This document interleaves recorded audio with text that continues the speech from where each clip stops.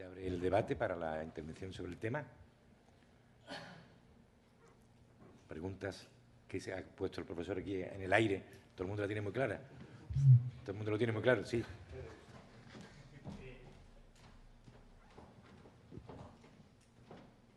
Que lo mío no son preguntas, sino son sugerencias o comentarios al hilo de lo que hemos recibido de comunicación hoy, ¿no? Lo primero en relación a la ponencia magnífica y muy divertida de Javier Armentia, y es en relación con el principio de precaución. Es decir, todos los educadores y los divulgadores científicos y tal, efectivamente, estamos plenamente interesados en desmontar todos los prejuicios y todos los clichés que arrastran la pseudociencia, ¿no? Que por otro lado son, desde el punto de vista emocional, muy difíciles de erradicar y de combatir, ¿no? Pero claro, la aplicación de la crítica a este tipo de pseudociencia muchas veces puede llevarnos en un extremo de lo que ayer se habla también de la arrogancia de la ciencia. Es decir, la ciencia no tiene respuesta para todos los descubrimientos y para todos los hallazgos que están apareciendo en la vida cotidiana. Entonces, muchas veces la propia comunidad científica, no solamente de la ONG, sino de los propios gobiernos, cada vez más adoptan y se plantean el compromiso de aplicar el principio de precaución frente a un dispositivo, un producto, una tecnología novedosa, ¿no? Entonces, claro, aplicar este principio de precaución hay que decir según y cómo, porque puede ser un principio de paralización, ¿no? Es decir, que no se haga absolutamente nada, y esto es una aplicación, digamos, perversa, sesgada de este principio, ¿no? Pero, por ejemplo, en relación con determinadas críticas, por ejemplo, con las antenas de telefonía móvil, con los alimentos transgénicos, que tú no has citado, pero también podría relucir ahí una enorme cantidad, por ejemplo, de basura pseudocientífica, pero también hay unos argumentos racionales, insisto en esta palabra de la racionalidad, que deberían ser tenidos en cuenta y que no se pueden despachar de un plumero diciendo que son simplemente pues, son prejuicios, ideas absolutamente sin contrastación con la realidad, ¿no? Me refiero, por ejemplo, los efectos térmicos o no térmicos de los campos electromagnéticos, hay que investigarlos más, independientemente de que haya mucha superchería al respecto, y hay que aplicar también una serie de principios precautorios, por ejemplo, lo que significa no abusar del uso de los móviles, impedir su abuso, incluso su uso, por ejemplo, para niños, etcétera, etcétera, porque efectivamente está demostrada, ahí sí, una determinada incidencia que no es cancerígena, por lo menos no sabemos, pero que sí tiene incidencia por lo que se llama la barrera hematoencefálica, etcétera, etcétera. Entonces, todo esto hay que explicarlo bien, sin caer, repito, en irracionalismos y en planteamientos que son absolutamente inviables. La antena de telefonía móvil es una tecnología que ha venido para quedarse, pero evidentemente tampoco sin despachar, digamos, de tirar el agua sucia con el niño dentro, como suele decir en lenguaje coloquial, ¿no? Entonces, esto es importante. Los transgénicos igual, por ejemplo, hay muchos argumentos que son irracionales contra los transgénicos, pero un principio de precaución significa que hay que identificar muy bien este tipo de productos, saber si puede haber hibridación o no, por ejemplo, de productos naturales, etcétera. Y esto no es pensamiento irracional, no es pensamiento mágico y no es pensamiento, digamos, que deba ser despachado y que deba ser absolutamente, digamos, puesto en negación, ¿no? Es una impresión, lo digo como, digamos, profesor y también como ONG, ¿no? como ecologista, ¿no? Y en relación con la segunda intervención, yo pienso que hay que ser mucho más claros.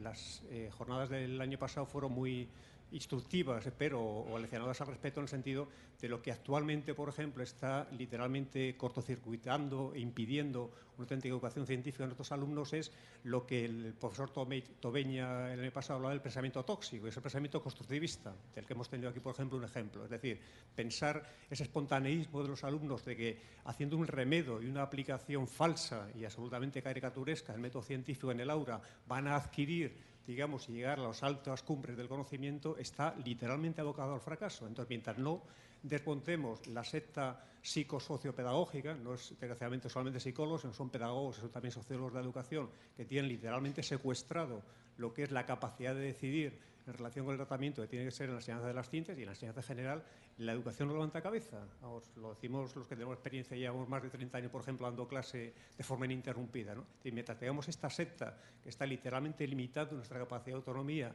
atentando incluso a nuestra dignidad profesional e imponiéndonos un sectarismo de signo contrario al que tuvimos que padecer bajo la enseñanza del franquismo, realmente la enseñanza científica y la enseñanza general seguirá estando tocando fondo. Entonces, o desmontamos realmente los Álvaro Marchesi, César Coll, Fernández Enguita, Jimeno Sacristán, por decir nombres y apellidos, que todo el mundo conoce y que los hemos leído, etcétera, o si no, realmente la enseñanza seguirá en la postración absoluta en la que se encuentra en la actualidad y, desgraciadamente, no levantaremos cabeza.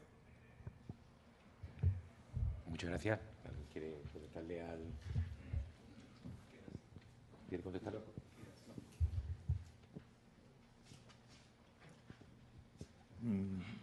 Ha sido un comentario al margen, pero yo también soy profesor, y en mi caso de matemáticas, y también llevo unos cuantos años. Yo soy del plan antiguo, yo hice el PREU, ¿eh? Y también soy de Sevilla. Empecé matemáticas en la fábrica de tabaco y después ya nos echaron allí arriba en Mercedes. Bueno, a lo que iba. Efectivamente, el problema de las enseñanzas de la ciencia es que se han empeñado en que todos los alumnos estén haciendo lo mismo durante demasiado tiempo sin darles alternativas a sus propias necesidades de aprendizaje, ¿eh? Entonces, esta manía que empieza por meterlos a todos en el mismo saco y tenerlos a todos, no hasta los 16, porque no es verdad que estén hasta los 16, están bastante más, están hasta los 18, ¿no? Aburriéndose, generando situaciones en las que ellos mismos bueno, se vuelven agresivos, ¿no? Los estamos volviendo agresivos nosotros. O sea, el problema de la disciplina en las aulas, por ejemplo, es un problema que el sistema de la LOCSE, y no es verdad que hayan habido cambios educativos en España desde la LOCSE, porque todo lo que ha venido ha sido más LOCSE, o sea, la LOE es más LOCSE, y la LOCSE, bueno, fue un suspiro que tampoco desmontaba nada, porque no se atrevieron a meterle mano al problema que teníamos. Bueno, entonces, todo ese proceso de meterlos a todos en el mismo paquete ha desmontado la enseñanza entera, no solamente la enseñanza de la ciencia, ¿no? Pero lo que yo no entiendo, yo soy matemático, pero lo que siempre he comentado a mis compañeros de ciencia es que en qué cabeza cabe que es que en cuarto de eso la enseñanza de la ciencia sea una optativa, por ejemplo, ¿no? O sea, nuestros alumnos salen de la ESO y es que lo de Newton y lo de la masa por aceleración, bueno, les puede sonar a chino, ¿no? Y después se les mete en el bachillerato y se les plantea una asignatura en la que, bueno, todo es opinable, ¿no? Y esa ciencia, tecnología y sociedad, no sé qué, esa asignatura en la que resulta que la ciencia, pues, es una opinión, ¿no? Y lo otro es otra opinión. Y todo va en el reino de las opiniones. Entonces, bueno, la formación científica con la que salen nuestros alumnos de la ESO es penosa y del bachillerato bastante penoso. Entonces, llegan a la universidad y, claro, estamos diciendo, se nos están desmontando o estamos teniendo casi que desmontar las carreras de ciencia que ya no son ciencia, ¿no?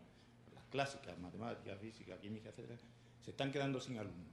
Bueno, fundamentalmente porque no pueden con ellas, ¿eh? No pueden con ella. Yo todos los años, bueno, cada vez más me cuesta recomendarle a alumnos míos que se vayan a hacer matemáticas o que se vayan a hacer física, ¿no? ¿Cómo le voy a recomendar eso si sé que se van a estrellar la mayoría de ellos? Porque es que, bueno, ni tienen los hábitos de trabajo, ni tienen los conocimientos, ni tienen los conocimientos mínimos necesarios para decir, bueno, yo me meto en un sitio donde no me voy a meter en una trampa, ¿no? Entonces, yo estoy de acuerdo con lo que has dicho, o sea, la secta pedagógica y colaterales, eso hay que desmontarlo, y mientras que eso no se desmonte, la enseñanza de la ciencia no tiene arreglo. Y es un problema internacional porque es que la secta no es una secta española.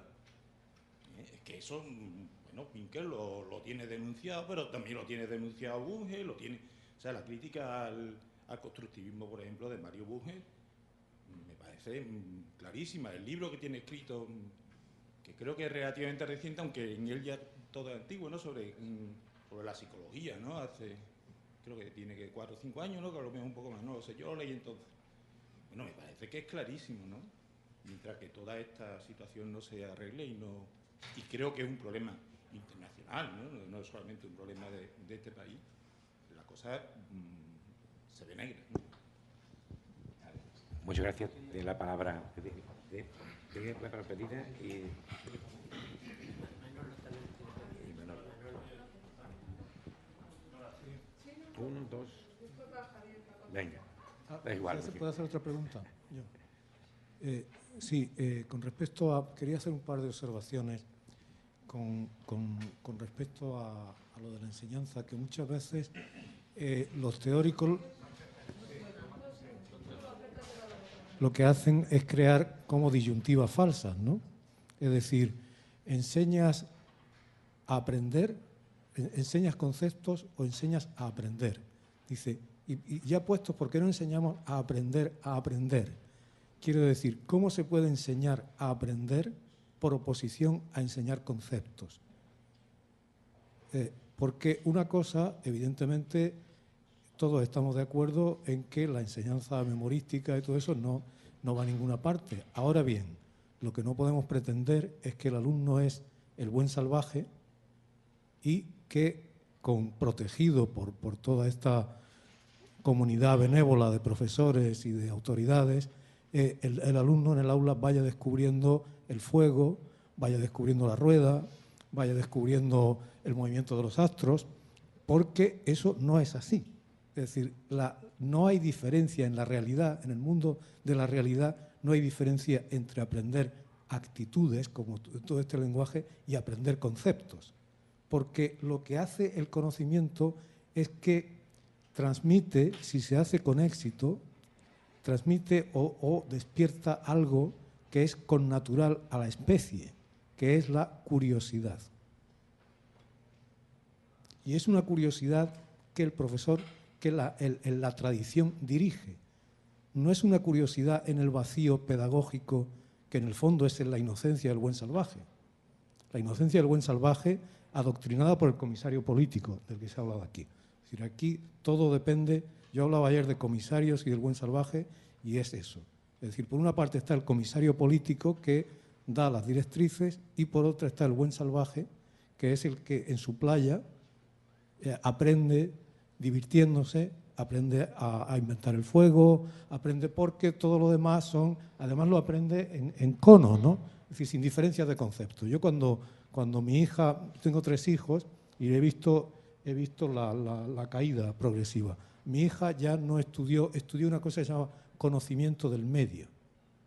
Conocimiento del medio, que un día estudiaban el gorila y otro día estudiaban si te caes en el suelo, te compras una tirita, ¿dónde compras la tirita? ¿No? Y había mucho cuidado, eso sí, que hubiera representación igualitaria de niños y niñas y todo eso. Entonces, los conceptos con los cuales la mente, y no son conceptos naturales, son conceptos que se tienen que enseñar. Y además es que no hace falta que es decir, el niño no tiene que descubrir por su cuenta que si se tira por las escaleras va a ser malo. Eso como experiencia es bonito, ¿verdad? Sí, a todos nos parece que es más creativo aprender que si te tiras tú por la escalera, te caes, te rompes una pierna y dices, fíjate qué bien lo he aprendido, ¿no? Que dice, no te tires por la escalera, niño, que te caes, ¿no? Pero claro, el profesor Morgado ha hablado de algo para lo que está dotado el cerebro humano, que es la capacidad virtual de proyectar experiencias ajenas, en la cual, entre otras cosas, reside la capacidad de crear arte y literatura y de disfrutar de ellos. Es decir, la capacidad de proyectar una experiencia no tenida. Eso parece que en la enseñanza, por lo poco que yo sé, no. Y luego hay otra cosa, que es esa cosa de la obsesión de crear teorías sobre cosas. Mi hija estudia traducción en la universidad. Está en el último curso. La traducción es una de las cosas más atractivas que puede haber, ¿no? Mi hija dedica la mitad del tiempo, más de la mitad del tiempo, a aprenderse unos apuntes ininteligibles sobre traductología, teoría de la traducción. Es decir, porque si solo eres traductor, es una vulgaridad, es lo que hacen los guías turísticos, ¿no? ¿No?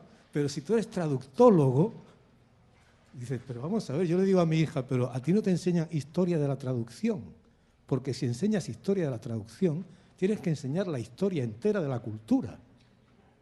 Y es una cosa extraordinaria, interesantísima. Ayer se hablaba del camino por el cual la ciencia griega y Aristóteles llega a Occidente, a la cultura occidental, a través del camino de los persas y de los árabes. Eso es maravilloso. Y mi pobre hija y sus compañeros y sus compañeras están desesperados aprendiendo una cosa que es falsa, que es palabras. Traductología. ¿Cómo traductología? ¿Eso qué es? Teoría de la traducción. ¿No? ¿Enseñamos a enseñar? ¿Enseñamos a enseñar a enseñar? ¿Enseñamos a traducir o enseñamos a traducir a traducir? De verdad, me parece que, insisto en algo que dije ayer, es decir, el ser humano, por su naturaleza, porque nace muy desprovisto de todo, tiene un instinto que es el de aprender.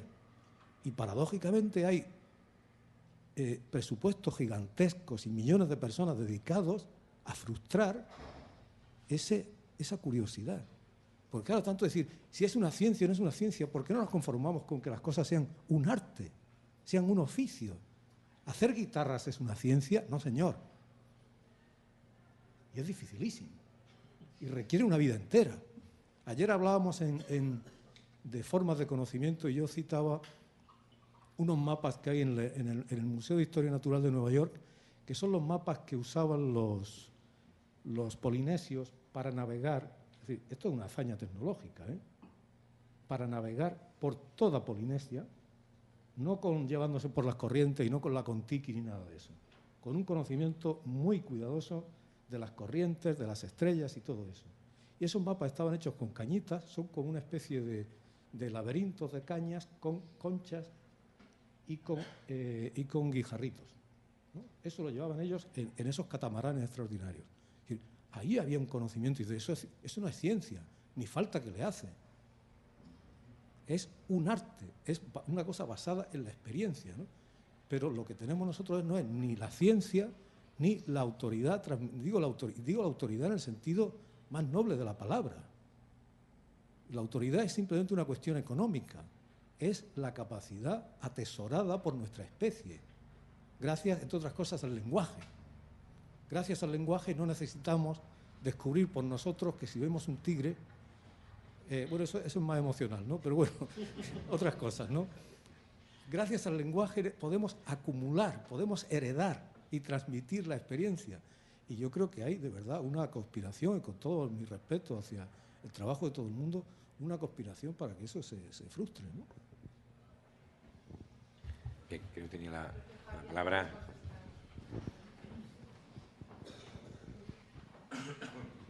No, por no polarizar un debate, yo no puedo contestarte. Yo no sé las certezas que tú tienes, pero sé que no son certezas científicas. Es decir, no hay un mecanismo fisiológico por el cual una radiofrecuencia del teléfono móvil tenga efectos no térmicos, aunque hay alguna publicación que apunta a ello. Pero no ha sido considerada como evidencia suficiente ni probable, siquiera por el panel internacional de expertos que investigan sobre el tema de los efectos de los campos magnéticos para la Organización Mundial de la Salud. Yo comprendo que desde grupos de opinión y desde ideologías se puede llegar al punto de llegada que quieres llegar sin necesidad de este tipo de pruebas. Yo asumo que tengo mi ideología y tengo algunas ideologías, pero no pretendo que eso es el dato científico, ¿no? El criterio de precaución que se está estableciendo en muchos casos en Europa son criterios puramente políticos y económicos. El otro día, anteayer, estaba el domingo en la Acampada de Sol y vendían allí unas camisetas 100% algodón y ponía 100% tinte vegetal, ¿no? Lo que no sabían es que el 100% algodón es 100% algodón transgénico, porque en el mundo, desde hace ya 5 años, todas las camisetas chachis de algodón son de algodón transgénico, que es perfectamente idéntico al algodón no transgénico, todo hay que decirlo, es algodón. Sin embargo, era un contrasentido, ¿no? Es decir, estar vendiendo un producto 100% natural que era 100% artificial, como cualquier algodón que se hubiera puesto en los últimos 40 años, ¿no? Aunque no fuera transgénico.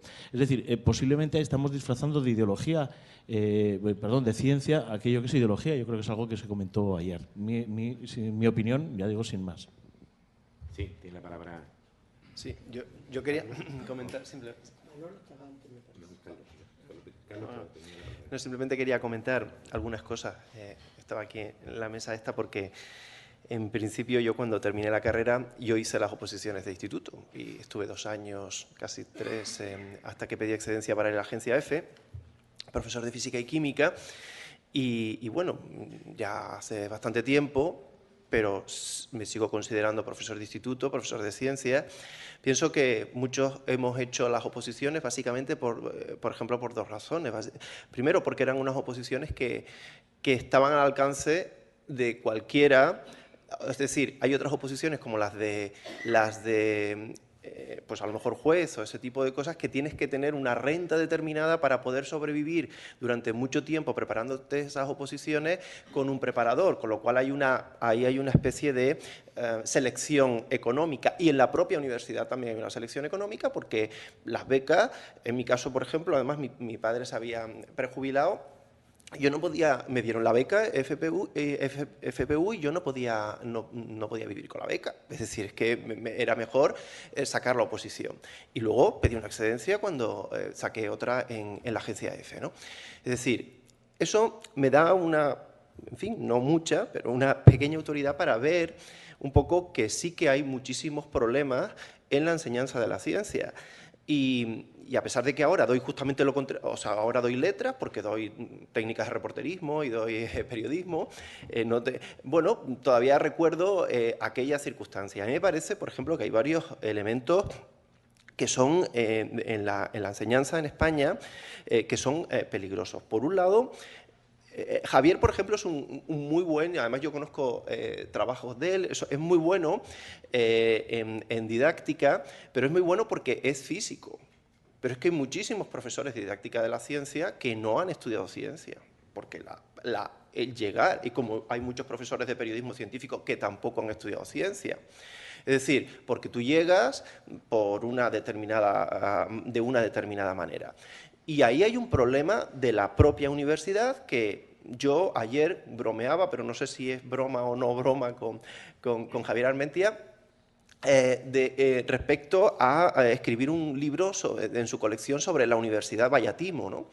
Porque hace poco un de estos que hay en Estados Unidos, un empresario, daba dinero a gente que se fuera de la universidad porque decía que la universidad mataba a la gente inteligente, ¿no?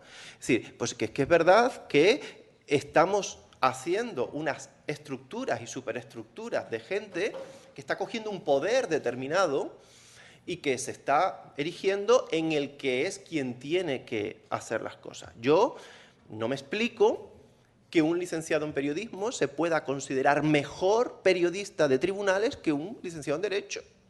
Pero es que ahora, hoy en día, eso es así. Es que yo soy licenciado en periodismo, es que tú no sabes no, perdón, es que para ser periodista de tribunales, lo primero que hay que saber es que no es lo mismo imputado que acusado y que se confunde. Y a mí me parece, cuando te vienen diciendo, ¿no? Es que ¿para qué? De hecho, es terrible. Yo doy periodismo científico, cada vez me gusta menos a veces, porque en toda la asignatura de periodismo científico yo no doy nada de ciencia.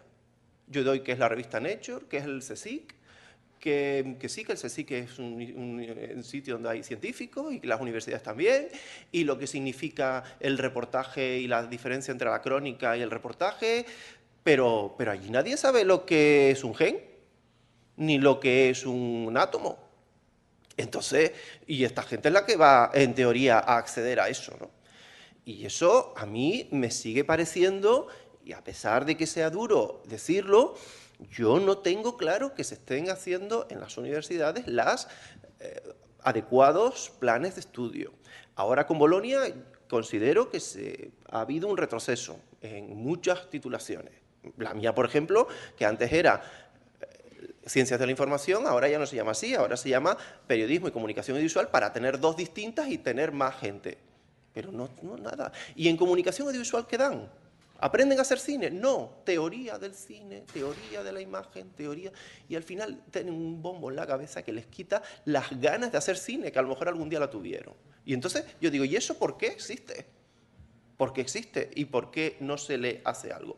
Y respecto a la enseñanza en el instituto, yo pienso que hay un problema, y que son los profesores de instituto no han sido suficientemente críticos y no se han organizado para protestar de forma coordinada contra eso, que lo hemos hecho los de la universidad. Cuando nos han venido con Bolonia a decir que tenemos que hacer otro método, no, ¿quién me va a decir a mí cómo enseño yo? Enseño yo bien. Bueno, los médicos, no vean, los médicos dicen, ¿qué me van a decir a mí cómo voy a enseñar yo medicina? Y está el célebre refrán ese en toda la universidad ahora, ¿no? El que sabe hace, El que no sabe enseña y el que no sabe enseñar, enseña a enseñar, ¿no? Entonces, bueno, pues ha habido una crítica y una respuesta total. No, nosotros aquí no vamos a cambiar, porque de medicina sé yo. Y claro, a mí me parece que se tiene que organizar. Y bueno, ya simplemente una cosa. Habría que mirar, por ejemplo, en China o en Corea del Sur, donde hay muy buenos resultados en ciencia, ¿cuáles son los métodos pedagógicos? Pues son bastante duros. Bastante duros. Manolo, me parece que tiene la palabra.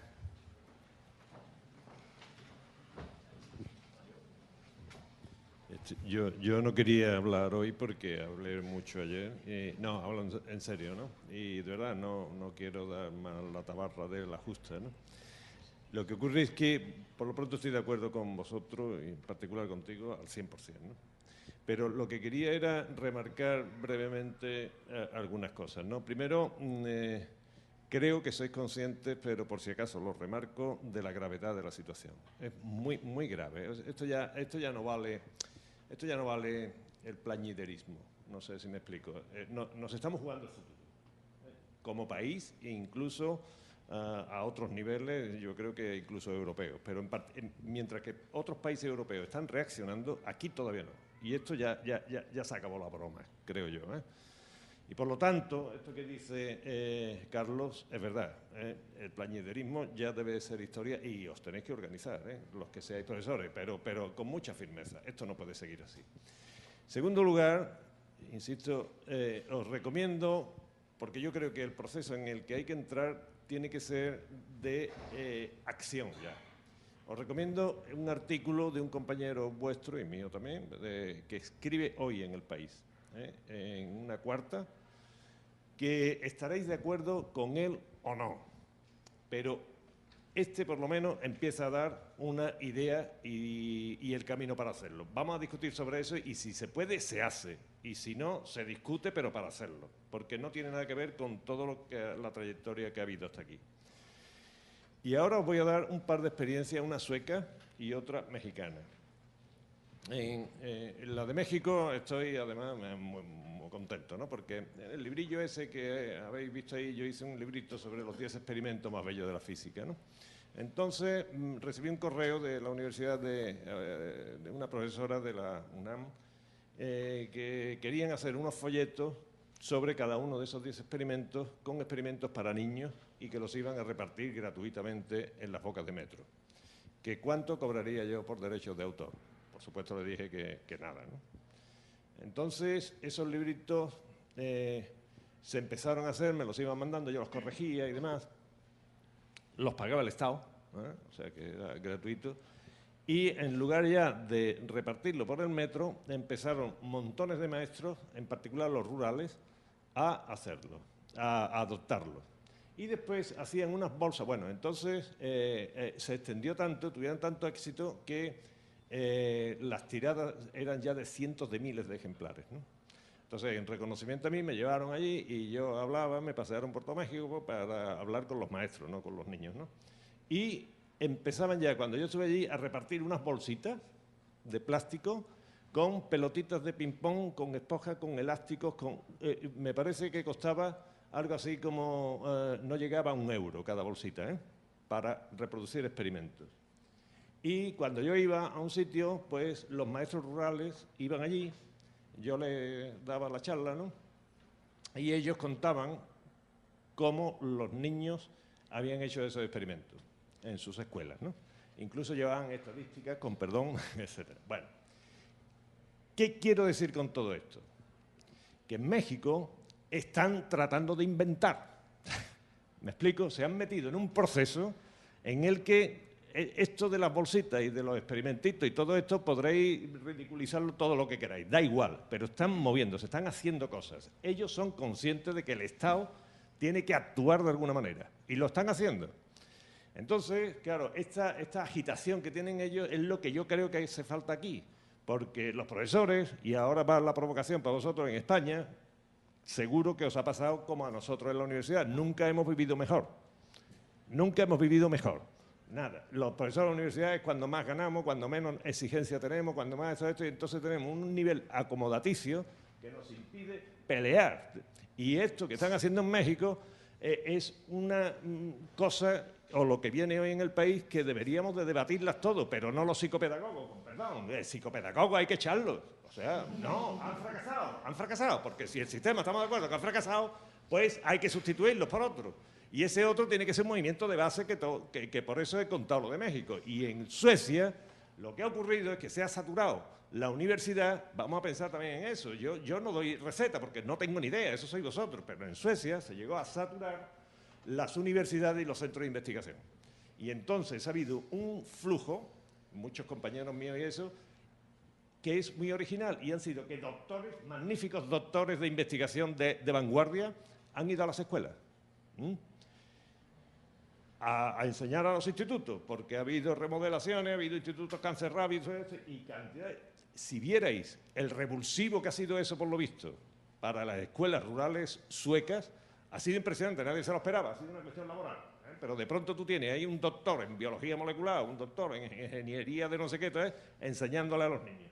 Esos no tenían ni idea de enseñar a enseñar, ni sabían qué enseñar, ni nada, no habían visto un niño en su vida. Y ha sido, por lo visto, un revulsivo tremendo.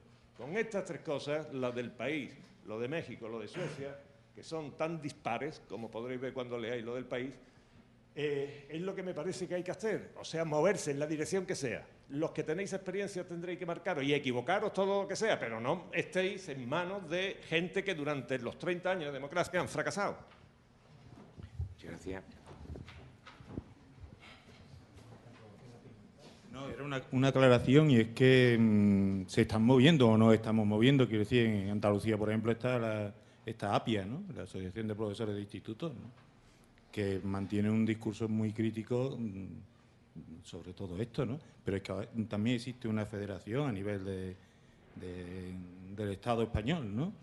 Ya hay partidos, ¿no? Yo no quiero hacer propaganda en ningún partido, porque además no estoy en ninguno, ahora mismo no estoy en ninguno, pero UPyD, por ejemplo, el programa de educación de las últimas elecciones generales de UPyD, planteaba todos estos problemas con bastante rigor.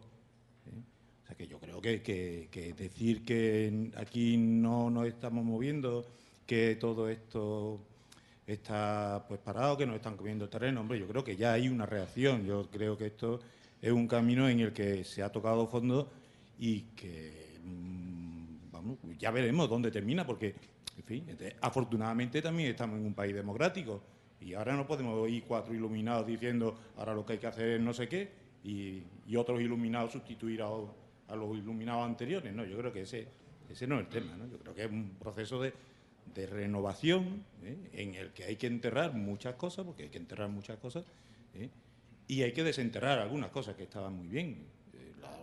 La institución libre de enseñanza lo que no obviaba era el esfuerzo del alumno, ni mucho menos, ¿no?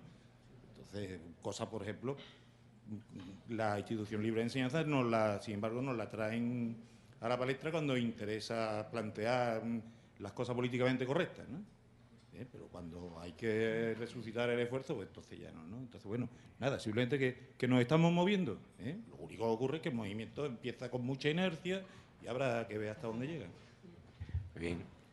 ¿Alguien del público quiere intervenir? Bueno, pues yo un poco, no he leído el artículo del periódico, lo haré después, pero sí hay más movimientos y algunos, pues, satisfactorios y en realidad bastante bonitos.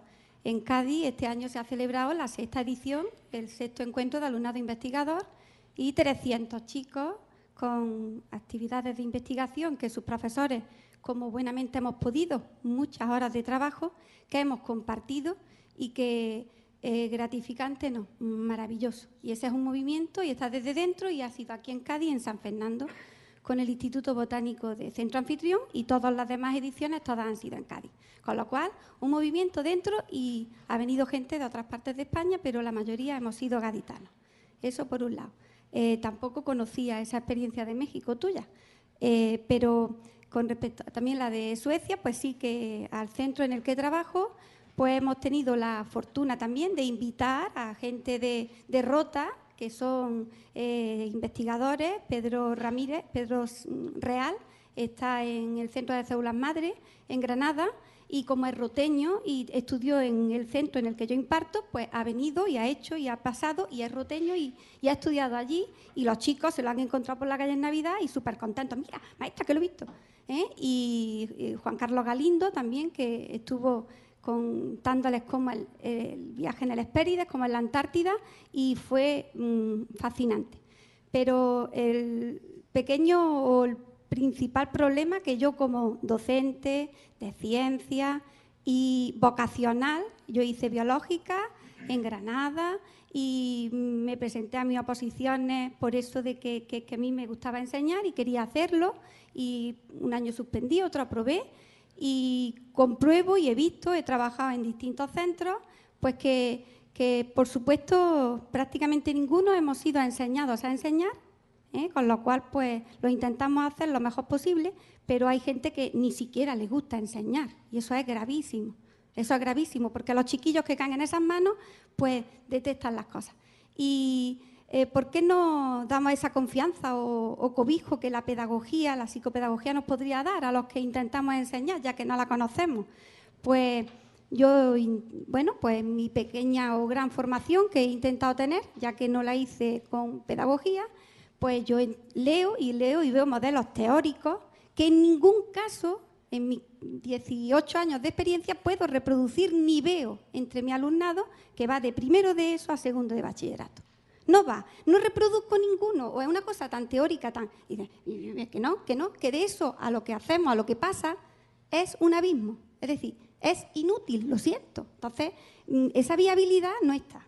Por eso tal vez no tengamos fe en ese tipo de trabajo, ni nos parezcan, nos aporten apenas cosas, porque se desligan de la realidad. Entonces no los puede llevar a la práctica. Y en cierta manera sí que creo que la pedagogía nos podría enseñar y nos debería de enseñar es a ellos que conocen el grado el desarrollo cognitivo del niño, cómo va, pues cómo no nos pueden, no controlan, vigilan, ven, custodian, que lo que se les enseña a los niños, los conceptos que tenemos que transmitirles o que queremos transmitirles, tienen capacidad para comprenderlos. Porque es que yo cuando he visto y reviso en los mismos libros de ciencias naturales en los que imparto, o cuando he visto los de mi hija estudiando en primaria o en grupos de trabajo que en años anteriores he tenido con centros de primaria, yo decía, pero ¿cómo va a entender esto un chiquillo si es que es imposible? Entonces, ese desligado del concepto con la capacidad que tenga el niño para aprenderlo, los pedagogos, pues serían ellos si conocen ese desarrollo, ya que no estamos formados para enseñar y lo hacemos muchos de nosotros lo mejor que podemos, y hay mucha gente a la que ni siquiera le gusta. Un segundito, por más o menos réplica, pero muy poco. No, es muy breve. Es que me he explicado mal, porque me estáis convenciendo, vamos, que todo eso, y entre otras cosas, mira, yo es que yo sé muy bien, yo voy a los institutos, y procuro, no puedo ir más que una vez al mes, que es lo que me he propuesto, y procuro diversificar por toda España, ¿no?, en los distintos. Y yo veo cada cosa que es fascinante, ¿no?, desde Zafra hasta y Castolas del País Vasco, y en Cataluña, en Lérida, estuve la última vez, se hacen unas cosas magníficas, o sea, que yo sé lo que se están haciendo en los institutos, por lo menos a los que voy, ¿no?, y ver las experiencias. Esto tiene que ser una cuestión de Estado. ¿Me explico? O sea, es que si no, no me he explicado bien. Es que cuando yo he dicho lo de México, lo he dicho lo del resto y esto, lo único que quiero decir es que en absoluto penséis que yo critico, porque hay institutos como todos, buenos, malos y regulares. Y hay creativos y hay mortecinos y hay de todo, como en la Guardia Civil, como en las unidades de la Guardia Civil, del Ejército, de la Universidad y de los departamentos en todas partes. Yo sé muy bien lo que se hace. Pero o esto emerge como una cuestión colectiva, como pasó a nivel nacional en Suecia en un aspecto, en otro lo que dice el país, o en otro como pasó en México, lo que sea, si esto se convierte en un movimiento que tenga su reflejo en la organización estatal y política de la enseñanza, o quedaremos con anécdotas gloriosas, pero no será un problema de solución a nivel de país, que es lo que hace falta ahora mismo. Sí, a ver si atendemos un poco aquí el Twitter, porque nos están diciendo de todo menos bonitos por no atenderles. Dicen que estamos a lo nuestro y no nos hacemos caso. No, parece ser aquí alguien dice, lo que dice esta mujer, supongo que la intervención anterior es una gran verdad. Mi profesora de griego nos daba muchísima caña, nos exigía muchísimo, pero nos transmitía su pasión, nos azuzaba. Después nos han dicho aquí que no les atendemos, pero no veo yo preguntas.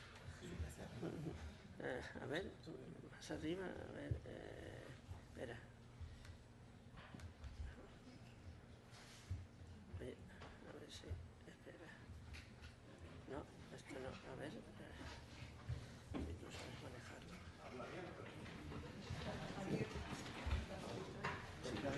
manejarlo. Bueno, yo un par de cosillas. Una que me quedé con ganas ayer, cuando hablabais después de las últimas ponencias en el coloquio, de por qué había menos chicos que cogían la carrera de ciencias, ¿no? Yo me fui de aquí haciendo una reflexión, ¿no?, que os la quiero comentar. Vamos a ver, vivimos en un mundo de la imagen, donde a los chicos se les transmite lo que ven permanentemente, ¿vale? Cogen periodismo porque teóricamente van a salir en la tele y es fácil conseguirlo. Cogen derecho porque supuestamente se gana mucho dinero. Cogen psicología porque está de moda, ¿vale? No cogen ciencias porque desde que llegan al instituto y desde antes se les transmite que para hacer carreras de ciencias hay que ser un lumbrera, ¿vale? Y ellos no se consideran lumbreras porque además la realidad es que suspenden, ¿no? Pero curiosamente en muchos institutos, a la hora de matricularse en ciencias o en letras, hay más grupos de ciencias que de letras. Sin embargo, a la hora de llegar a la universidad, muchos de los de ciencias terminan en letras, ¿vale? ¿Por qué? Unos porque no consiguen plaza, porque se necesita una nota muy alta que no han sacado en selectividad, ¿vale? Otros porque en el camino ya se desencantaron, ¿vale? Yo creo que hay una cosa que falta en secundaria. Yo no soy de secundaria, pero sí la conozco y la he vivido. He vivido la infantil, la primaria, los adultos, la secundaria, he vivido todas las etapas y he visto cómo hay cosas que se han ido perdiendo, ¿no?, que a mí me parece que son penosas, ¿no? La enseñanza es aburrida, es decir, le seguimos echando la culpa a la LOCSE, le seguimos echando la culpa ahora a los pedagogos, que os aviso no son santos de mi devoción precisamente, ¿vale? Ni los psicólogos, lo siento. Pero hay una realidad, es decir, es aburrido, es decir, la ciencia es experimentación y yo pregunto, ¿cuánto de experimentación hay en las clases de secundaria, en las carreras de ciencias? ¿Cuántos laboratorios se trabaja? ¿Cuánta experimentación en matemáticas? Sigue siendo una enseñanza totalmente teórica, ¿vale? Y gran parte de eso se traslada a la universidad, sigue siendo teórico. Yo creo que a la hora de enseñar, en efecto, hay que tener conocimientos, pero hay que saber enseñar, porque hay gente que es unos auténticos lumbreras en conocimientos, pero no saben transmitirlos, no saben bajarse a las edades de los que tienen delante para transmitirlos. Yo creo que si queremos que los chavales amen la ciencia, tendremos que acercársela, pero no de forma teórica y aburrida. Estoy de acuerdo contigo en eso, de empezar a experimentar desde abajo. Pero te voy a poner un ejemplo. Yo recuerdo cuando la secundaria estaba en los colegios de primaria había laboratorios, ¿vale? Se trabajaba mucho con los laboratorios, pero no solamente los que estaban en séptimo y octavo, sino hasta los de infantil, porque como estaba el laboratorio, pues hacían expediciones a mirar por los binoculares, ¿vale? Y allí se veían las alas de mariposa, los distintos tipos de tierra, se metía el gusanillo. Los chicos si quieren, eso les atrae, todo lo que sea experimentación, descubrimiento, todo eso a los chavales les atrae, Y te pongo un ejemplo, claro, yo he rescatado el único binocular que hay en mi colegio, ¿vale? Que estaba con un bocadillo dentro, para que te hagas una idea del aprecio que se le tiene a esas cosas, ¿vale? A los chicos les encanta, pero les encanta, los profesores son 25 para un binocular, la cosa no da mucho de sí, ¿vale? Pero ellos disfrutan con los experimentos. ¿Qué es lo que pasa? Que no lo tienen a la mano, ¿vale? Ellos llegan y se les da teoría, aburrida, en un mundo de la imagen, en un mundo de lo visual, en un mundo de la práctica.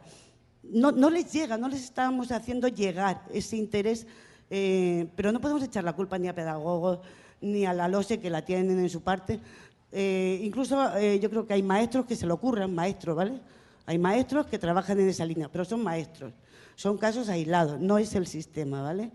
Para nada, es mi opinión, ¿eh? Disculpad, Javier, por favor. Sí, muchas gracias.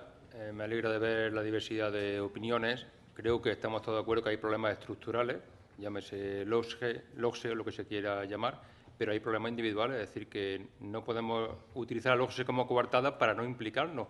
Estoy de acuerdo con la compañera en que la vocación, yo se lo digo a los maestros cuando van a hacer las prácticas, lo primero es la vocación. La deficiente formación que tengáis la podéis suplir, pero es querer enseñar y hay alternativas. Lo que pasa es que lo más cómodo es seguir el libro de texto, y eso es lo que hace el 90% de los colegios. Estoy de acuerdo con que el libro de texto, como decía Manolo, es que yo a lo mejor de mi hijo lo cojo y no entiendo lo que les pregunta a los alumnos, o si le preguntan lo que tienen 2 páginas atrás. Eso no es enseñar ciencia, eso es enseñar a lo mejor para ser notario y tener una memoria fotográfica. Entonces, no nos escudemos tampoco en eso, tenemos libertad para hacer lo bueno y lo malo. Y los pedagogos, vuelvo a decir, yo no soy pedagogo, yo soy físico y me gusta enseñar ciencia, intento hacerlo de la forma más sistemática posible. Los pedagogos nos han echado en el nuevo grado de las optativas que teníamos en su licenciatura, pero tampoco le echo la culpa a ellos, creo que podemos hacer las cosas mejor. Y enseñar ciencia comienza, como bien decía, en infantil y en primaria. En primaria, ahí sí le echo la culpa a los pedagogos, quitaron prácticamente los planes de estudio la ciencia. Nos encontramos con que maestros de educación física que tenían 20 horas en toda su carrera de conocimiento del medio, del cono, tenían que enseñar en su momento en ciencia a alumnos de 5º y de 6º primaria. ¿Qué ciencia le iban a enseñar? La del libro de texto. O sea, que es un problema también de base, un problema estructural, pero también un problema de actitud nuestra. Yo ahora estoy dando el máster y yo ahora este cuatrimestre que empieza me voy a un instituto. Iba a pedir el año sabático, no me han dejado, pido 2 permisos. Me voy un cuatrimestre a un instituto a retroalimentarme. Entonces, el trasvase entre niveles tampoco existe. ¿Por qué los maestros no vienen a dar clases en nuestra facultad y nosotros vamos a enterarnos de cómo se enseña ciencia en los colegios y los institutos igual? Entonces, la propia administración nos ha separado en compartimentos estancos. La universidad nos quejamos, pero no sabemos qué se está haciendo en el instituto. ¿Cómo conjuntamente podríamos hacerlo mejor? No quiero prolongar porque esto da para mucho. Pedimos disculpas a que no estén por Internet. Si nos estén siguiendo por Internet, al parecer había algún problema en el sonido. Mil disculpas. Todas las sesiones mañana estarán colgadas en Internet, estarán colgadas en nuestra página, 2 Culturas. Simplemente en Google escribiendo 2 Culturas todos juntos, es la primera opción que aparece, y estarán colgadas junto con todas las de las ediciones anteriores, y ahí estarán pues todos los años que esto funcione. Es decir, que a partir de mañana podéis ver todas las sesiones de esta edición y de las ediciones anteriores, pero en concreto esta. ¿Alguna pregunta más?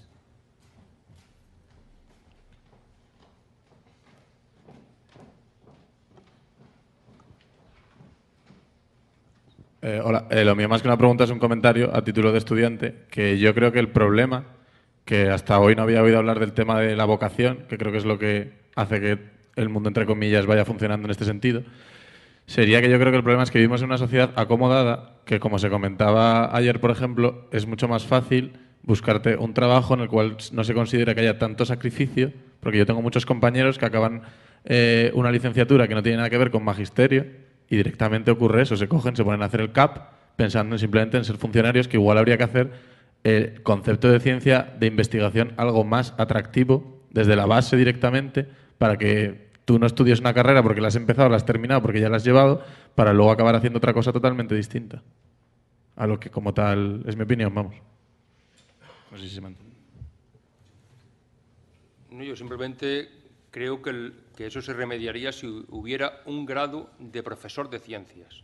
Ya ni máster ni CAP, un grado, donde uno estudiara por las ciencias fundamentales y alguna didáctica de las ciencias. Evidentemente hace falta también. Pero claro, uno desde el principio sabría lo que va.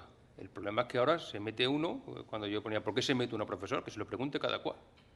Yo como la compañera, yo sí lo hice vocacionalmente, pero no sé si todo el mundo lo hace así.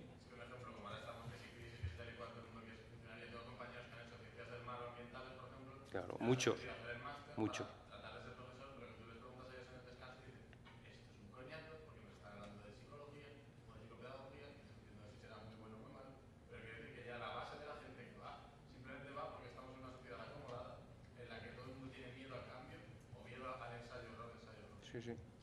Estoy de acuerdo. Nosotros se lo hemos preguntado este año en una encuesta y lo ponían casi todos. Lo hacían por tener el máster, no porque realmente les gustara dedicarse a la enseñanza. Y ese es el problema. Hola. Yo quería hacer un comentario que tiene relación, pero voy a lo más general. De verdad, creemos que actualmente a la sociedad le interesa la educación y la ciencia en particular, porque Hay un tema que ayer se comentó algo, no sé si fue el profesor Manuel Lozán, sobre que puede ayudar la enseñanza de la ciencia a la democratización. Y yo estoy totalmente de acuerdo con él, porque la ciencia precisamente es la que se pregunta el porqué de las cosas y lo critica todo, y hasta que no tenga una base no da por cierto los hechos, ¿no? Yo pertenezco a la Sociedad Tales de Matemáticas y todos los años organizamos la Olimpiada de Matemáticas. Y cuando vamos al ayuntamiento a comentarlo, pues ya prácticamente hacemos apuestas a ver en qué momento el concejal o la concejal nos va a decir que es que soy de letras. Es lo primero que dicen, ¿no? Que es de las cosas, parece que eso ya inmuniza a todo el mundo y no tiene ninguna responsabilidad en lo que se haga a partir de ese momento. Y ahora, claro, vamos a educar personas críticas, que es lo que se hace con la ciencia, y no solamente con la ciencia. En cualquier arte, en cualquier se puede hacer una persona crítica cuando se utiliza y se enseña las cosas correctamente y queremos ser ciudadanos correctos. Entonces no nos engañarían como la pseudociencia, ¿no? Hay una pseudociencia que también decíamos que es económica y empresariales. Si resulta que eso fuera ciencia, ¿cómo se puede demostrar que con la riqueza de unos pocos sea bueno para todo el mundo? Por ejemplo, ¿no? Y solamente unos pocos que ahora, por ejemplo, con el movimiento de 15M, parece que se están dando cuenta que eso no está demostrado. Si llegamos a ese punto y todo el mundo queremos que piense de esa forma, interesa de verdad, se promociona, tiene interés la educación o no lo tiene, por eso hay tantos cambios y la utilizan de la forma que se utiliza. Esa es una duda que yo tenía y solamente hacer los comentarios. Sí, solo un comentario muy breve a lo que dice. Estoy de acuerdo en lo primero, porque a mí me ha ocurrido también ir a ayuntamientos y en cuanto pronuncias alguna palabra, que podría ser Linux, podría ser redes, ordenadores, ya ves que el alcalde o el concejal ha empezado a pensar en otra cosa. Sigue sonriendo, pero ya sabes que ha desconectado absolutamente de lo que estás diciendo en el momento. Y entonces a continuación te dice, mira, ¿por qué no escribes un informe y me lo envías? Que es el momento en que, evidentemente, ya sabes que no va a servir para nada. Carlos me envió hace tiempo, yo creo que está en la página 2 Cultura, la composición del gobierno chino. Y es curioso, quiero recordar que de los 9 altos cargos chinos, 8 son ingenieros o científicos. Entonces, si lo comparas tú con cualquier democracia de las que tenemos occidentales, bueno, yo lo he hecho con mis alumnos, con una asignatura que imparto de sistemas y tal, bueno, vamos a ver un poco, pero en cualquier gobierno, el gobierno Aznar, Felipe González, el actual, bueno, el 80% son de derecho. Los economistas, como lo importante es gestionar, pues son otro tanto por ciento. Y después queda ahí un individuo simbólico, que puede ser un ingeniero, en el caso de Álvarez Casco, Bernal Soria, en el caso de la última. Qué bueno que tiene alguna formación en ciencias, más o menos, pero es así. Entonces, sí que es preocupante, efectivamente, cuando vas a un ayuntamiento a ofrecer el desarrollo de unas redes o cualquier cosa, efectivamente, olvídate. Yo ya no voy realmente, ni de luego no hago los informes porque sé que es perder el tiempo.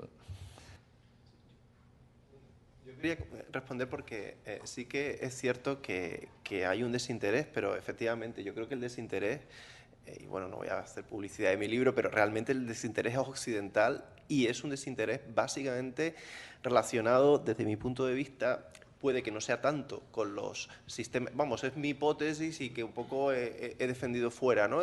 Vamos a ver, si hay sistemas tan distintos en Corea del Sur, en Estados Unidos, en Canadá, en Inglaterra, en España, ¿por qué en todos esos países ocurre lo mismo? Es decir, está ocurriendo que la gente no quiere estudiar ciencia en Occidente y sí que la quiere estudiar en China y en India. Pues básicamente por una razón también. Primero, la ciencia es dura, pero es que además en esos países ven que la manera, como decía él y como decía muy bien ese artículo, que se preguntaba qué pasaba, si eso iba a implicar, como se está preguntando todos los anglosajones, si eso va a implicar su declive cultural. Entonces, el problema es que mientras que en China, si tú haces ciencia, tienes ganado muchísima posibilidad de tener un gran desarrollo económico posterior, porque no se concibe un político que no sepa ciencia, o no se concibe a alguien en un banco que no sepa ciencia, pues en España no sucede eso, y no sucede en Estados Unidos. A Obama ha dicho que hay que potenciar la ciencia, no sé, pero Obama no es de ciencia. Angela Merkel sí es física, ¿no? Y Margaret Thatcher era química, hay gente que sí, pero realmente no todo el mundo, ¿no? Entonces yo creo que ahí hay un problema, y hay un problema también añadido respecto a cómo los medios de comunicación dicen que es la ciencia, ¿no? Y eso es importante. A mí sí que me gustaría decir que respecto a la carrera de profesor de ciencia, hay que tener mucho cuidado con eso, porque a mí me parece que hoy en día nadie que esté en este momento en la universidad se va a jubilar en el trabajo en el que empieza. Yo creo que las carreras tienen que ser muy flexibles y que todo el mundo, yo lo digo por mi caso, es que he trabajado en empresa pública, empresa privada, soy profesor de institutos, en la universidad, es decir, pero y todo el mundo va a trabajar en muchas cosas, por lo tanto, tienen que ser muy flexibles. Y a mí en ese sentido me da un poco de rabia, y aquí que hay un catedrático de la Facultad de Física, pues, por ejemplo, que la Facultad de Física pues haya eliminado prácticamente la química de sus planes de estudio. ¿Y eso qué está sucediendo ahí? Pues que los físicos no se pueden presentar a las oposiciones de física y química, porque son 50 temas de física y 50 de química. Y yo aprobé con un tema de física, porque los 3 que me salieron fueron de física, pero también es verdad que lo hice muy químico, porque eran ecuaciones termodinámicas de los cambios de estado, y se puede ir mucho a la química en ese tema.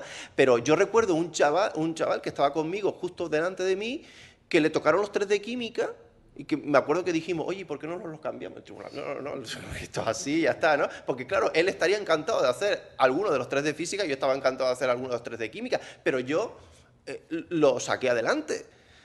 Y además aprobé sin tener experiencia. Quiero decir que a mí me parece que cuando tú quitas la química, es verdad que a lo mejor la física no necesita la química, es cierto. Los químicos sí que necesitamos la física, pero la física, con las matemáticas, ellos se van. Pero cuando tú quitas la química y quitas la bioquímica, pues realmente tú estás diciéndole a esas personas que solo pueden ejercer en una determinada, que solo pueden ser físicos, porque yo creo que los profesores cuando hacen un plan de estudio están pensando en qué formación es la mejor para tener los becarios a los que tengan que enseñarles menos para hacer investigación, no en la formación mejor para ese individuo.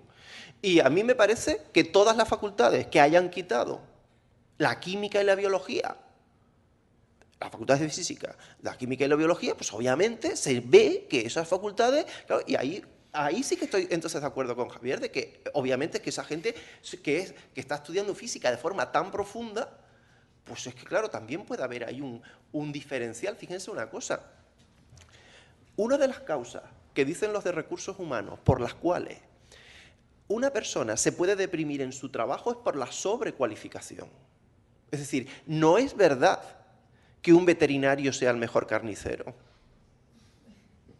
Es cierto que a lo mejor sabe muchas cosas de tal, pero no tiene por qué ser el mejor carnicero. La sobrecualificación hace que tú te desmotive. Una persona que estudia 5 años de matemáticas con la topología diferencial, no sé qué, de los espacios de Hilbert, no sé, yo de verdad, eso es lo mejor. Yo pienso que, por ejemplo, la Universidad de Cambridge no tiene licenciatura en física concreta, sino en ciencias. Tú vas luego haciendo unos itinerarios más o menos, son solo 3 años, aquí hemos puesto otra vez en Bolonia 4, y luego tú te haces un gran máster para ahí. Yo no sé cuál sería la solución, pero desde luego, y bueno, yo cuando fui profesor de instituto, con el primer director, que eso es lo bueno de ser funcionario, el primer director ya tuvo una bronca, porque a mí me tocaba física y química en el nocturno y unas matemáticas en el diurno, y tenía que compartir, que eso a los profesores de instituto no nos gusta, y resulta que la física de cómula daba él porque decía que era físico, pero él había hecho las oposiciones de matemáticas, y tuve yo que reclamar al inspector, decir, vamos a ver, ¿quién da esto? ¿El que es físico o el que ha hecho las oposiciones de física y química? Y me dio la razón, y el hombre se tuvo que aguantar. Es decir, cuidado, porque no se está formando muchas veces para algo que sea pluridisciplinar y que podamos tener muchísimas posibilidades de trabajar. El chairman me da la palabra para que conteste a una pregunta que tenemos aquí en Twitter un poco extraña, pero voy a intentar responderla. Dice algo así como: ¿a qué lugar corresponde la parte verde de atrás del cerebro? Y no sé a qué se refiere, porque no sé si hemos proyectado alguna imagen que tenga una parte verde, pero en cualquier caso le quiero decir a la persona que hace esta pregunta que el lóbulo occipital, que es la parte de atrás del cerebro, es la primera parte de la corteza cerebral que recibe la información desde la retina, es decir, sobre energía luminosa, a través del tálamo. Pero no es la única parte del cerebro que procesa la visión. En realidad la visión se come también casi todo el lóbulo temporal y buena parte del parietal, de tal manera que ahora sabemos que de toda la corteza cerebral hay una enorme cantidad de tejido, probablemente más del 60 o el 70%, que está implicada en el procesamiento de la visión, ya que somos seres profundamente visuales. Así que la respuesta es sí, puede ser una parte relacionada con el procesamiento visual, como él sugiere más adelante, pero no es esa la única parte del cerebro que está implicada en la visión. El lóbulo occipital sirve para tener la experiencia fenomenológica de ver, pero sin el lóbulo temporal veríamos, pero no sabríamos qué es lo que estamos viendo. Es decir, es el lóbulo temporal el que le da sentido, en base a la información que tiene acumulada y la que recibe de otras partes del cerebro, a lo que vemos, para saber exactamente cuál es la semántica de una percepción. Muy bien, yo creo que estamos ya acabando, entonces si queréis, pero una última pregunta, por favor, porque ya hemos media hora retrasado. Solo quería compartir una anécdota porque me parece que puede hacer reflexionar un poquito, o nos puede hacer reflexionar a todos. Mira, yo siempre había escuchado eso de que los chinos y coreanos y tal son muy buenos con las matemáticas. Y yo decía, bueno, ¿y por qué, no? Entonces, bueno, pues llega un correillo del abaco chino, me pongo a abrir el vídeo y me quedo alucinada, claro. Esos niños de 4, de 12 años, suma 4.322,5.600.000 no sé cuatro. Y suma hecha. Y yo alucinada, claro. Unas cantidades increíbles, ¿no? Y ahora se ve una clase, se ve el maestro, se ve todos los chicos ahí, y todos calladitos, y dice el maestro, ¡ah! Y hacen todo, suma hecha. Y yo pensé, a ver, vamos a trasladarlo a nuestras clases, a nuestros chicos. Primero, en vez de estar todos calladitos, estarían todos hablando unos con otros, ¿vale? Y cuando el maestro dijese, ¿qué quiere decir? Ponerse a trabajar. Empezaría, maestro, ¿y esto ahora qué tengo que hacer? Y ahora tengo que mover esto para acá. Oye, ¿tú cómo lo has hecho? No es una anécdota, pero pensar sinceramente lo que significa, ¿vale? Creo que es muy importante. Que no tenemos futuro. Es ese. Es que no, China va a ser la cultura y el país del 21. Hay para acabar, una cosa. Yo llevo muchos años he trabajado en empresas y trabajo en departamentos de calidad. Hay un libro que es del gran gurú de la calidad japonesa, que es Kaoru Ishikawa. Kaoru Ishikawa habla, en ese libro, las primeras páginas hablan de la escritura. Ellos tienen que aprender 1000 caracteres, un niño, para medianamente saber algo. Imagínate, después de aprender 1000 caracteres, yo me imagino que ese niño, claro, le eché una ecuación diferencial de segundo grado y dice, bueno, esto, quizá también eso influya, ¿no? Desde pequeñito, pienso. Él, curiosamente, cuando yo empecé a leer el libro, pensé que iba a hablar de otras cosas, pero no, habla del budismo, habla del confucianismo, habla del lenguaje, habla de las escrituras. Quizá tenga que ver mucho con eso, no lo sé, pero me llamó la atención que en lugar de ser un texto de calidad que empieza a hablar de calidad, empieza a hablar de cosas que en principio no parecen no tener relación. Bueno, pues nada más. Muchísimas gracias por vuestra asistencia, muchísimas gracias a los que nos estáis siguiendo por internet. Espero que os haya gustado, espero que hayáis aprendido, y por lo menos para mí es una vez al año en que mi cabeza sale de lo ordinario, entendido en el sentido de lo común, de lo diario, y puedo empezar a pensar en cosas nuevas. Y bueno, muchísimas gracias a todos. 18, ¿no? Aburriéndose, generando situaciones en las que ellos mismos se vuelven agresivos, ¿no? Los estamos volviendo agresivos nosotros. O sea, el problema de la disciplina en las aulas, por ejemplo, es un problema que el sistema de la LOCSE, y no es verdad que hayan habido cambios educativos en España desde la LOCSE, porque todo lo que ha venido ha sido más LOCSE, o sea, la LOE más LOCSE, Y la LOCE, bueno, fue un suspiro que tampoco desmontaba nada, porque no se atrevieron a meterle mano al problema que teníamos. Bueno, entonces, todo ese proceso de meterlos a todos en el mismo paquete ha desmontado la enseñanza entera, no solamente la enseñanza de la ciencia, ¿no? Pero lo que yo no entiendo, yo soy matemático, pero lo que siempre he comentado a mis compañeros de ciencia es que en qué cabeza cabe que es que en cuarto de eso la enseñanza de la ciencia sea una optativa, por ejemplo, ¿no? O sea, nuestros alumnos salen de la ESO y es que lo de Newton y lo de la masa por aceleración, bueno, les puede sonar a chino, ¿no? Y después se les mete en el bachillerato y se les plantea una asignatura en la que, bueno, todo es opinable, ¿no? Y esa ciencia, tecnología y sociedad, no sé qué, esa asignatura en la que resulta que la ciencia, pues, es una opinión, ¿no? Y lo otro es otra opinión. Y todo va en el reino de las opiniones. Entonces, bueno, la formación... Significa que hay que identificar muy bien este tipo de productos, saber si puede haber hibridación o no, por ejemplo, productos naturales, etcétera. Y esto no es pensamiento racional, no es pensamiento mágico y no es pensamiento, digamos, que deba ser despachado y que deba ser absolutamente, digamos, puesto en negación, ¿no? Es una impresión, lo digo como, digamos, profesor y también como ONG, ¿no? como ecologista, ¿no? Y en relación con la segunda intervención, yo pienso que hay que ser mucho más claros.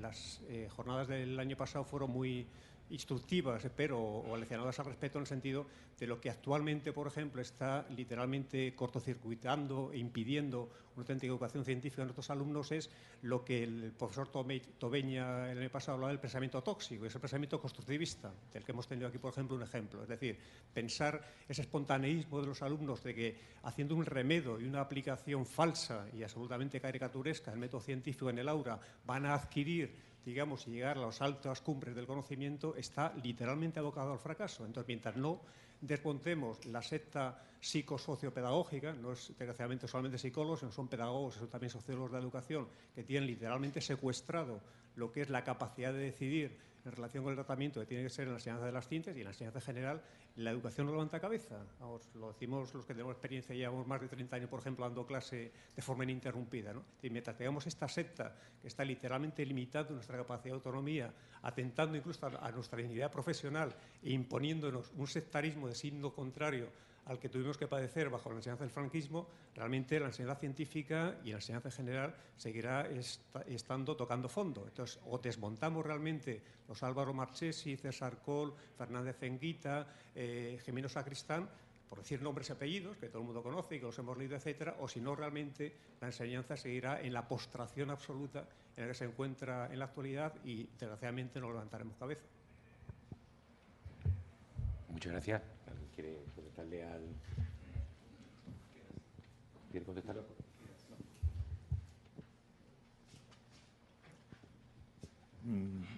Ha sido un comentario al margen, pero yo también soy profesor, y en mi caso de matemáticas, y también llevo unos cuantos años. Yo soy del plan antiguo, yo hice el PREU, ¿eh? Y también soy de Sevilla. Empecé matemática en la fábrica de tabaco y después ya nos echaron allá arriba en Mercedes. Bueno, a lo que iba. Efectivamente, el problema de las enseñanzas de la ciencia es que se han empeñado en que todos los alumnos estén haciendo lo mismo durante demasiado tiempo sin darles alternativas a sus propias necesidades de aprendizaje, ¿eh?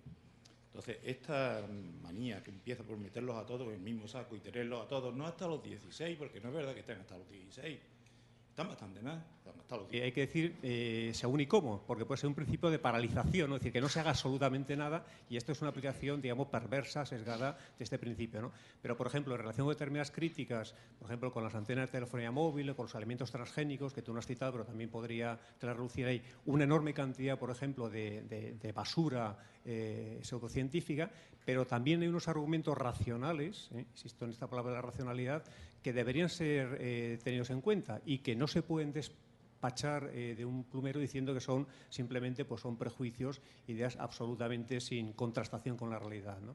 Me refiero, por ejemplo, los efectos térmicos o no térmicos de los campos electromagnéticos, hay que investigarlos más, independientemente de que haya mucha superchería al respecto, y hay que aplicar también una serie de principios precautorios, por ejemplo, lo que significa no abusar del uso de los móviles, impedir su abuso, incluso su uso, por ejemplo, para niños, etcétera, etcétera, porque efectivamente está demostrada, ahí sí, una determinada incidencia que no es cancerígena, por lo menos no sabemos, pero que sí tiene incidencia por lo que se llama la barrera hematoencefálica, etcétera, etcétera. Entonces, todo esto hay que explicarlo bien, sin caer, repito, en irracionalismos y en planteamientos que son absolutamente inviables. La antena de telefonía móvil es una tecnología que ha venido para quedarse, pero evidentemente tampoco sin despachar, digamos, de tirar el agua sucia con el niño dentro, como suele decir en lenguaje coloquial, ¿no? Entonces, esto es importante. Los transgénicos igual, por ejemplo, hay muchos argumentos que son irracionales contra los transgénicos, pero un principio de precaución significa.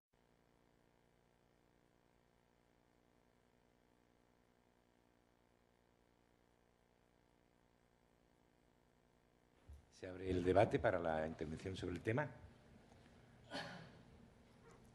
Preguntas que se ha puesto el profesor aquí en el aire. ¿Todo el mundo la tiene muy clara? ¿Todo el mundo lo tiene muy claro? Sí.